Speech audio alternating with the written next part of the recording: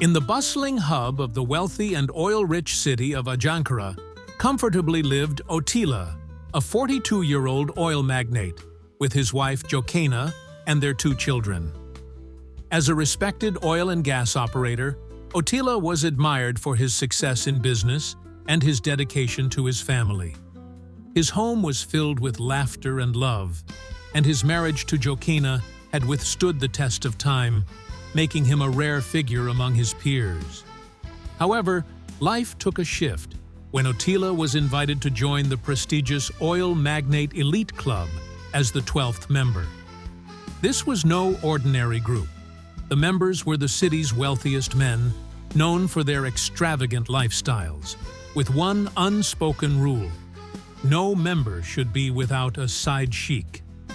The taunts began, with fellow members sneering at Otila's loyalty to his wife, accusing him of being old-fashioned.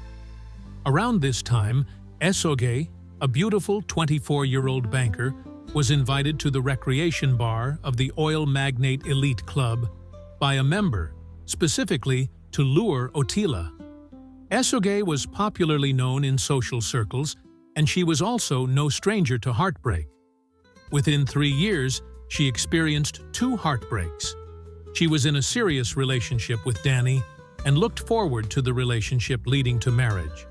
But on a fateful day, she paid an unscheduled visit to Danny, her 4-year-old fiancé, and got the shock of her life. Esoge found Danny in bed with another girl, and the relationship became irreparable. 6 months after that, Odeze came into her life and convinced her beyond reasonable doubts that he was the man for her. For a year, their relationship blossomed as Odeze poured all his love on her. But every of her attempt to make him committed to tying the knot met with stiff resistance.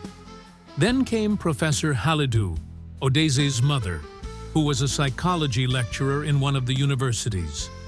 She did not see Esoge as wife material for her son, and so she tried to persuade Odeze to end the relationship.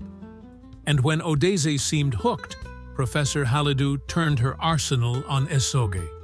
She verbally attacked and warned Esoge to stay away from her son. Most astonishing to Esoge was Odeze's seemingly tacit support of his mother's tantrum. That ended the relationship. Jilted by past lovers, Esoge vowed to never be left behind again. Her new strategy was clear: to keep away from young single men and focus on wealthy and affluent men, even if he was married, and make him hers. Armed with her charms of beauty, elegance, and some dangerous knowledge of ancient witchcraft, Esoge aimed to secure high-valued clients for her bank and find a catch for herself. Her introduction to Otila at the bar of the Oil Magnate Elite Club became a straw that broke the camel's back.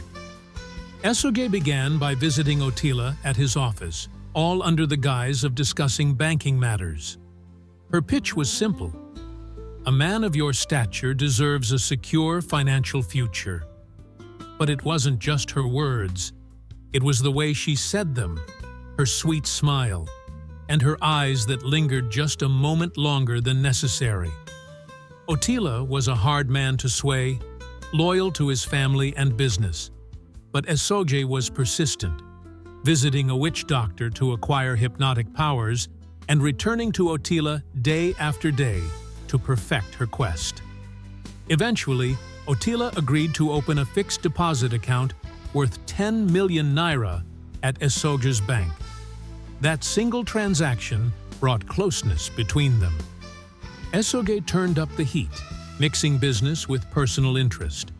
She started visiting him more frequently, offering him more than just financial advice.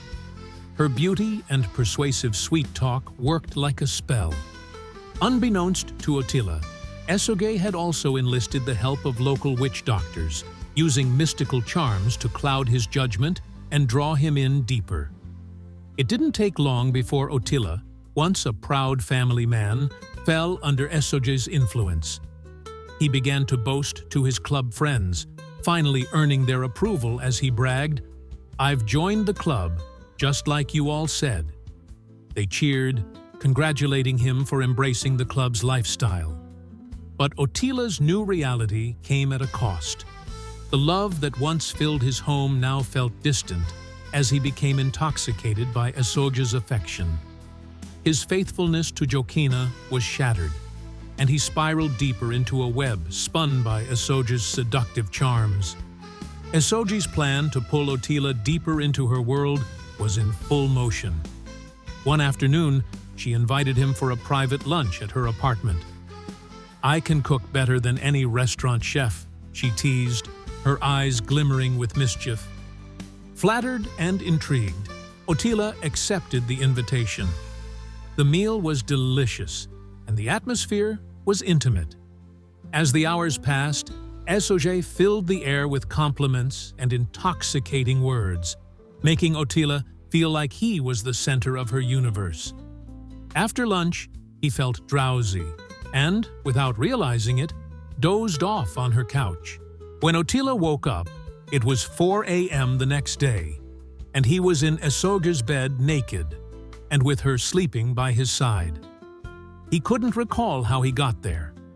Confusion and guilt crept in, but there was also an unfamiliar excitement he couldn't ignore. Back at home, Jokena and the children were beside themselves with worry. Otila had never spent a night out without informing them. They called repeatedly, but his phone went unanswered.